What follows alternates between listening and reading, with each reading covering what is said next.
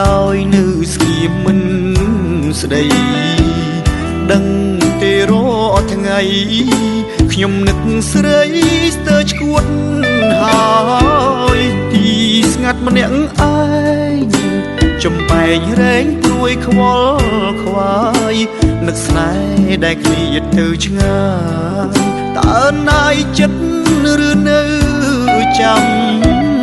អូនឃ្លាតឆ្ងាយស្រែឆ្ងាយស្នេហ៍ព្រោះតែភាពក្រុងស្រឆើតល្អបវរស្រី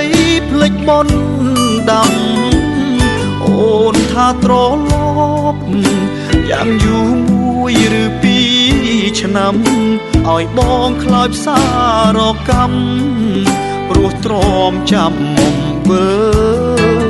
វិញមិនក្របីអើយជួយដងហើយហាត់ស្រីផងប្រាប់ទៅនួនអងថាចិត្តបងសែនទុកទោសនឹងមេឃខ្យល់នឹងដីជួយដូរចិត្តស្រីសំឡាញ់ឲ្យណៃទឹកដីភ្នំពេញស្រុកស្រែមិនចាញ់ក្រុង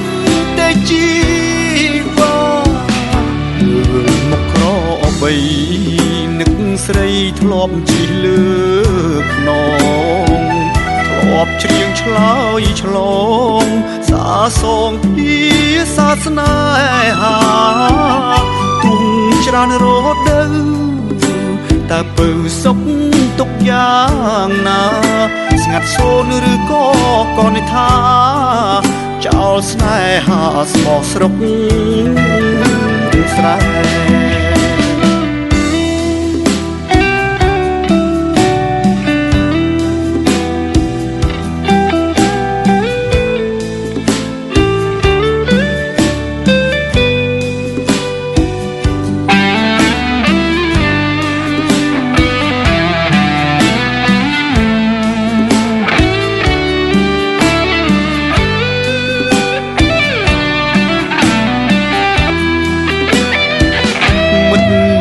បីអើ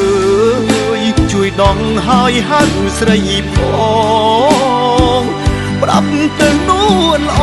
ងថាចិត្តបងសែនទុកទោសនឹងមេឃខ្យល់នឹងដីជួយដូរចិត្តស្រីសំឡាញ់ឲ្យណៃទឹកដីភ្នំពេញស្រុកស្រែមិនចាញ់ក្រុងទេជីវ៉ាបីនឹកស្រីធ្លាប់ជិះលើខ្នងធ្លាប់ច្រៀងឆ្លើយឆ្លងសាសងពីសាសនាហាទុំច្រើនរដូវតើពៅសុខទុកយ៉ាងណាស្ងាត់សូនឬក៏និថាចោលស្នេហាស្មោះស្រ